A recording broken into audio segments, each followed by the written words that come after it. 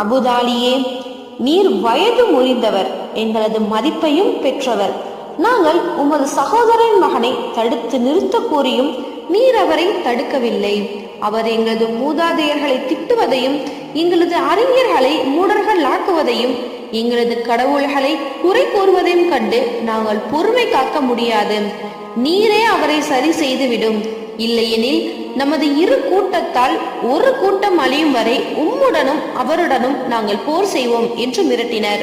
இந்த எச்சரிக்கையும் அச்சுறுத்தலும் அபுதாலிப்புக்கு நெருக்கடியை ஏற்படுத்தியது. நபி ஸல்லல்லாஹு அலைஹி வஸல்லம் அவர்களை அழைத்து வர செய்து நடந்ததை கூறி, எனது சகோதரனின் மகனே, உமது கூட்டத்தார் என்னிடம் இவ்வாறெல்லாம் கூறி மிரட்டுகின்றனர்.